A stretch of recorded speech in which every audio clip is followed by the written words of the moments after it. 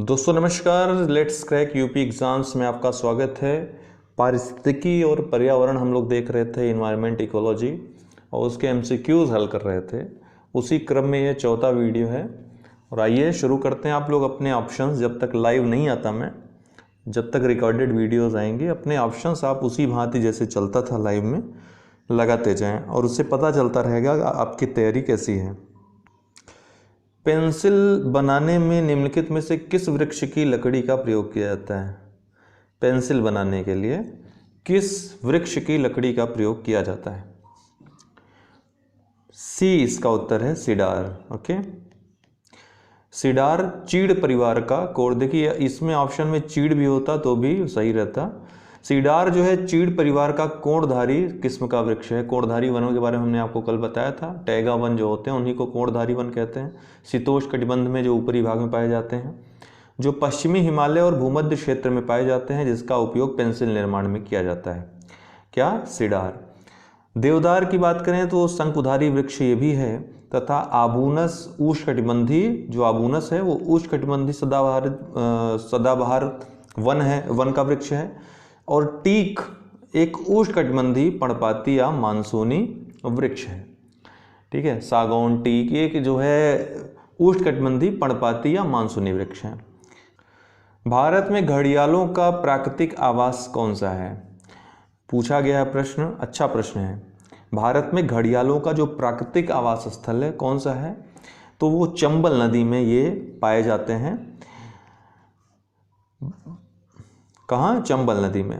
निम्नलिखित में से सुमेलित नहीं है, कौन सा सुमेलित नहीं है? मन्नार की खाड़ी तमिलनाडु, ये तो सही है। नोकरेक मेघालय में है। अगस्त्यमलाई पुदुचेरी में नहीं है, ये गलत है। सुंदरवन राष्ट्रीय पार्क ये पश्चिम बंगाल में है, तो यही सी वाला गलत है। पुदुचेरी में नहीं है, ये केरला में है। वर्तमान में भारत में 18 बायोस्फीयर रिजर्व हैं, जिनमें ये 11 कर लीजिएगा, गलती से 10 है। अभी 11 अमरकंट कंचनजंगा 11वां बना है, को यूनेस्को के वर्ल्ड नेटवर्क ऑफ बायोस्फीयर के अंतर्गत मान्यता प्राप्त है। अब 11 हो गया है। 11वां कौन सा है? ये है आपका जो कंचनजंगा है सिक्किम का, वहाँ पे। अगस्त्यमलाई बायोस्फीयर रिजर्व जो है केरल और तमिलनाडु में स्थित है। पुडुचेरी से मतलब नहीं है उसका। ठीक है, आगे बढ़ेंगे। भारत में पाए जाने वाले हॉट स्पॉट हैं। भारत में 2 हॉट स्पॉट मुख्यतः पाए जाते हैं। कौन कौन? पूर्वी हिमालय श्रृंखला या पूर्वी हिमालय और पश्चिमी घाट, ये दोनों। सी इसका उत्तर है। निम्नलिखित में से कौन सा भारत में निर्वनीकरण का, थोड़ा मैं फास्ट कर रहा हूँ दोस्तों क्योंकि मुझे कहीं जाना है, तो थोड़ा तेज़ी से ये वीडियो आगे जा रहा है। निम्नलिखित में से कौन सा भारत में निर्वनीकरण का प्रभाव नहीं है? तो निर्वनीकरण का प्रभाव, देखिए प्रश्न को ध्यान से पढ़ेंगे तो ही आप उत्तर सही ढंग से दे पाएंगे। प्रश्न तो बहुत सरल है, लेकिन यहाँ पे निर्वनीकरण किसका प्रभाव ये नहीं पूछ रहा है। प्रश्न पूछ रहा है निर्वनीकरण का प्रभाव क्या है। तो हिमालय में जल स्रोतों का सूखना बिल्कुल सही है। मृदा अपरदन भी सही है, निर्वनीकरण से मृदा अपरदन होगा। जैव विविधता की हानि होती, बिल्कुल सही है। आवास संकट, सबसे ज़्यादा जैव विविधता की हानि आवास विनाश से ही हो रहा है। और आवास मतलब जो प्राकृतिक आवास वन है जीव जंतुओं का, ये तीनों सही है। ये निर्वनीकरण के कारण निर्वनीकरण का प्रभाव है, लेकिन नगरीकरण निर्वनीकरण का प्रभाव नहीं है, बल्कि नगरीकरण का प्रभाव है निर्वनीकरण। नगरीकरण के कारण निर्वनीकरण हो रहा है। नगरों का जैसे जैसे प्रसार हो रहा है, वैसे वैसे वनों की कटाई हो रही है, वृक्षों की कटाई हो रही है, निर्वनीकरण हो रहा है। तो नगरीकरण का प्रभाव निर्वनीकरण है, न कि निर्वनीकरण का प्रभाव नगरीकरण। इस तरह के प्रश्न आए भी हैं और आयोग ने भी गलत आंसर दिया है, बाद में चेंज करना पड़ा है उसको। 2017 2018 दोनों में ऐसा, शायद 2017 में ये प्रश्न ऐसा जैव विविधता के संदर्भ में आया था, ग्लोबल वार्मिंग के संदर्भ में आया था। उसमें ऐसा कुछ था कि प्रभाव पूछा था लेकिन कारण को उत्तर दे दिया था। तो बी इसका उत्तर होगा सही। इसके अलावा जो दिया है वो भी जानिए। जैसे दुधवा है, ये उत्तर प्रदेश में स्थित है। उत्तर प्रदेश का सबसे बड़ा ये नेशनल पार्क है, दुधवा नेशनल पार्क। कहाँ स्थित है? लखीमपुर खीरी जिले में, नेपाल तक ये विस्तृत है। मानस ये असम में स्थित है। दुधवा में बारहसिंगा और बाघ पाए जाते हैं। मानस में मुख्यतः एक सींग वाले गैंडा और बारहसिंगा के लिए फेमस है। मानस असम में है, ठीक है, और ये भी यूनेस्को का धरोहर स्थल है। पेरियार जो है, इसके बारे में तो मैंने बताया। नंदा देवी उत्तराखंड में स्थित है, नंदा देवी नेशनल पार्क, ये भी यूनेस्को का धरोहर स्थल है। मानस जो है, जो जैव आरक्षित क्षेत्र है यूनेस्को की लिस्ट में, ये शामिल है मानस, ठीक है। 11 में ये भी है एक प्राकृतिक धरोहर स्थल। एक सूक्ष्म जीवी दूसरे सूक्ष्म जीवी को अपने आसपास उगने से रोकता है, जिसे क्या कहते हैं, अर्थात इसको क्या कहेंगे, प्रतिजीविता कहेंगे, ठीक है। एक सूक्ष्म जीवी दूसरे सूक्ष्म जीवी को अपने आसपास उगने से रोकता है, इसको कहते हैं प्रतिजीविता। तो इसका उत्तर होगा प्रतिजीविता। और बाकी के जो हैं जैसे एमेंसलिज्म, इसको असहभोजिता कहते हैं। असहभोजिता, सहभोजिता क्या होता है दोस्तों, सहभोजिता में एक को लाभ होगा और दूसरी जो प्रजाति रहेगी उसको न तो हानि होगा न लाभ होगा, अप्रभावित रहेगी। एमेंसलिज्म ठीक उल्टा होता है इसका, एक तो अप्रभावित रहेगा लेकिन दूसरा वाला जो है ये इसको हानि होगी, तो इसको असहभोजिता या एमेंसलिज्म कहते हैं।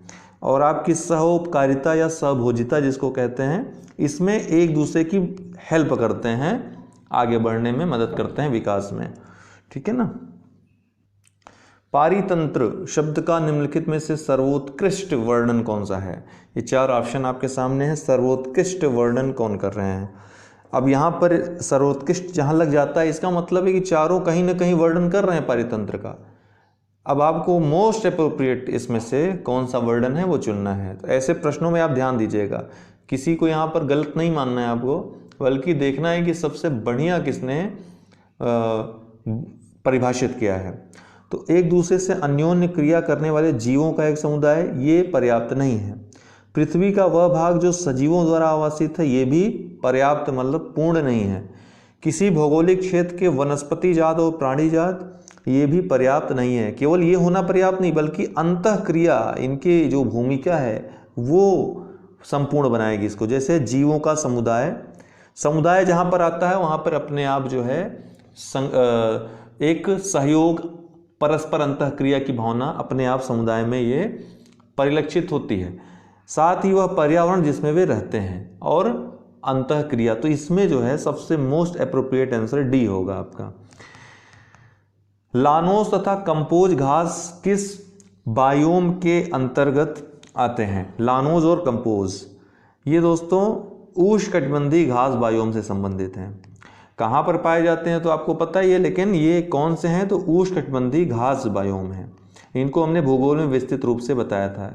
ऐसे उष्णकटिबंधीय क्षेत्रों में जहाँ कम वर्षा के कारण घासों के विकास से तो अनुकूलतम जलवायु मिलती है, क्योंकि ज़्यादा वर्षा होगी तो वहाँ वन होंगे घास के स्थान पे, वहाँ सवाना घास के मैदानों का विकास हुआ है। ये सवाना घास के मैदानों के ही विभिन्न नाम हैं। तो ये बायोम जो है ब्राज़ील में, अफ्रीका में, उत्तरी ऑस्ट्रेलिया, न्यूजीलैंड आदि में पाए जाते हैं। इन घास बायोम या सवाना को वेनेजुएला में लानोज, ब्राज़ील में कैंपोज तथा अफ्रीका में पार्कलैंड नामों से जाना जाता है। सीबक थॉर्न जो कि एक चलिए अभी हम बता ही देंगे तो आपको पता ही चल जाएगा।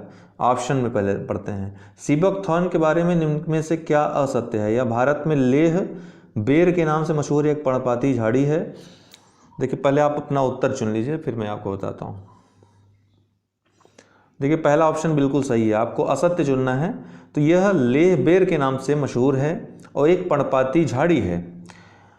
लद्दाख में इसके फल का जूस पेय के रूप में, देखिए यकृत के लिए, आपके लीवर के लिए रामबाण माना जाता है। लीवर के लिए प्रयोग, कई बार बाबा रामदेव भी इसके बारे में बोलते नजर आए हैं। उनके यहाँ यहाँ पर अगर आपके आसपास हो, इस समय अगर ओपन हो तो जाकर आप देख सकते हैं। ये उनका प्रोडक्ट बाकायदा बनता है इसमें। तो मशहूर एक पर्णपाती झाड़ी है। लद्दाख में इसके फल का जूस पेय के रूप में प्रयोग किया जाता है, बिल्कुल सही है। यह मृदा में सल्फर स्थिरीकरण करके शीत मरुस्थल निर्मित करता है, बिल्कुल गलत है। मरुस्थल होने से रोकता है ये, ठीक है ना। तो मृदा का क्षरण होने से रोकता है, ये बिल्कुल गलत है सी, न कि मृदा का क्षरण करके मरुस्थल निर्मित करता है। चौथा है अधिक ऊंचाई वाले पर्वतीय क्षेत्रों में उगने की क्षमता रखता है, ये बिल्कुल सही है। तो ए, बी और डी इसका उत्तर होगा। इसका जो उत्तर होगा सी होगा। ये शीत मरुस्थल का निर्माण नहीं करता, अपितु मरुस्थल बनने से रोकता है। इसका प्रयोग ग्लेशियरों को पिघलने से रोकने के लिए, भूक्षरण को रोकने के लिए किया जाता है। यह जलवायु परिवर्तन से निपटने में भी कारगर है। निम्नलिखित में से कहाँ पर एक संरक्षित कच्छ वनस्पति क्षेत्र है? तो पूर्वी घाट, पश्चिमी घाट, गोवा या चंद्रताल। आपको पता है कि सुंदरवन जो भारत का सबसे बड़ा कच्छ वनस्पति क्षेत्र है जो कि संरक्षित है, कहाँ स्थित है? ये पश्चिम बंगाल में स्थित है। तो पूर्वी में आएगा तो पश्चिमी में आएगा, ये पूर्वी घाट में आएगा, तो पूर्वी घाट इसका उत्तर हो जाएगा। निम्न में से कौन सा युग्म सही सुमेलित नहीं है? साल। अच्छा, कौन सा सुमेलित नहीं है? तो पहला ही इसमें सुमेलित नहीं है दोस्तों, ठीक है। साल जो है ये आपके कश्मीर, हिमाचल, उत्तराखंड अर्थात हिमालय के निचले भागों में पाया जाता है साल का वृक्ष, न कि केरला में। गलत है। सागौन ये मध्य प्रदेश का महत्वपूर्ण है, बहुत ये पूछता भी है। टीक, सागौन मध्य प्रदेश। चिनार ये जम्मू कश्मीर, कई बार पूछा जा चुका है। चंदन ये कर्नाटक में सबसे ज़्यादा चंदन, वहीं चंदन तस्कर भी था, वीरप्पन जिसका नाम था। तो इसका जो उत्तर हो जाएगा क्या हो जाएगा? साल। केरल नहीं, ये हिमालय के निचले भागों में पाया जाता है, ठीक है। साल के वृक्ष हिमाचल प्रदेश में कांगड़ा घाटी से लेकर असम के नौगांव जिले तक हिमालय के निचले ढालों एवं तराई में पाए जाते हैं। साल की लकड़ी का प्रयोग रेल के डिब्बे, फर्नीचर, खंबे आदि बनाने में किया जाता है। भारत में प्रतिवर्ष 1 से 7 जुलाई तक वन महोत्सव मनाया जाता है। एक्स्ट्रा जानकारी दी है। वर्ष 1906 में वन अनुसंधान संस्थान की स्थापना कहाँ हुई? देहरादून में। और वन अनुसंधान संस्थान ही जो सर्वे जारी करता है वन संबंधी, यही करता है, वन स्थिति रिपोर्ट जिसको कहते हैं। जैतून की फसल ये कैसी फसल है? उष्णकटिबंधीय है, शीत जलवायु की है, टैगा जलवायु की या भूमध्य सागरीय जलवायु की? देखिए, भूमध्य सागरीय जलवायु में जो रस वाले रसीले फल हैं वो यहाँ पर मैक्सिमम पाए जाते हैं। संतरा हो गया, नींबू, ये मौसमी हो गया, नारंगी हो गया, आपका अंगूर हो गया, जैतून हो गया, ये सब भूमध्य सागरीय जलवायु की प्रमुख फसलें हैं। भूमध्य सागरीय जलवायु रसीले फलों के लिए विश्वविख्यात है, जैसे नींबू, संतरा, जैतून, अंजीर, खुबानी, अंगूर आदि। निम्नलिखित में से कौन सा सरोवर, आज फैक्चुअल ज़्यादा है, आज वाले में कॉन्सेप्ट कम है। निम्नलिखित में से कौन सरोवर, या लेकिन छोड़ नहीं सकते ना, फैक्चुअल हम अगर छोड़ देंगे और फैक्ट पे सवाल आ गया तब तो जो लोग नए लोग हैं, पुराने लोग जो सॉल्व वगैरह किए होंगे पेपर, उनके लिए आसान होगा आज का ये टेस्ट। लेकिन हमेशा ये बात नहीं होने वाली है। आज अगर आप बहुत ज़्यादा सॉल्व कर रहे हैं इसका मतलब ये नहीं कल आपका ही फिर से वही दिन आएगा। कल हम टफ पेपर लेकर आपके सामने हाजिर होंगे। निम्नलिखित में से कौन सा सरोवर या झील में तेज़ी से वृद्धि करता है? तो इनमें से कौन बहुत तेज़ी से वृद्धि करता है? तो वो उत्तर है जलकुंभी, सी। आप अक्सर गांव में कहते हैं ना, गांव में क्या कहते हैं तालाब को जो गंदा सा होता है? हाँ, गढ़ई बोलते हैं उसको। गढ़ई वगैरह में आप देखते होंगे उसमें जलकुंभी उगते हुए। जलकुंभी ये एक बीजपत्री जलीय पौधा है। इसको फूलों की मंजरी भी कहते हैं, याद रखिएगा। यह दुनिया के सबसे तेज बढ़ने वाले पौधों में से एक है। हम लोग इसको पहले सिंघाड़ा ही बोलते थे, गांव में बहुत सारा दिखता था तो हम लोग सिंघाड़ा समझते थे इसको। ये जलकुंभी है, एक बीजपत्री जलीय पौधा है, इसको फूलों की मंजरी कहते हैं। दुनिया के सबसे तेज बढ़ने वाले पौधों में से एक है। हाइड्रिला एक जलीय पौधा है जो शरद ऋतु में अधिक पाया जाता है। नागफनी एक कैक्टस है जो सूखी बंजर जगह पर रेगिस्तान में उगता है, कांटेदार होता है। किस पंचवर्षीय योजना में भारत में पर्यावरण संरक्षण का प्रयास किया गया था? तो किस पंचवर्षीय योजना में? आपको पता है, मैंने आपको 2-3 दिन से चर्चा कर रहा हूँ कि स्टॉकहोम में पहली बार विश्व स्तर पर पर्यावरण संकट को लेकर के चिंता जाहिर की गई। कहाँ पर? स्टॉकहोम में। कब? 1972 में। 5 जून 1972 से लेकर 12 जून 1972 तक बैठक चली और 5 जून को पहली की कड़ी के रूप में UNEP United Nations Environment Programme की स्थापना हुई। और समस्त विश्व के जो देश थे, भारत जैसे संवेदनशील देश तो मानना ही था बात, तो मानना शुरू किया। हुआ क्या कि 42वें संविधान संशोधन 1976 के द्वारा संविधान में अनुच्छेद 48 का क जोड़ दिया गया, जो कि पर्यावरण संरक्षण की बात करता है। इसके अलावा 1972 में दोस्तों पहले वन्य जीव अभयारण्य ये कानून पारित हुआ, ये कानून आया, वन्यजीव संरक्षण अधिनियम 1972। इसके अलावा वन संशोधन अधिनियम, वन अधिनियम 1980 आया। उसके बाद पर्यावरण संरक्षण अधिनियम 1986 आया। हालांकि ये बात की बात थी, लेकिन जो चौथी पंचवर्षीय योजना थी वो कब थी? 1969 से 1974 तक।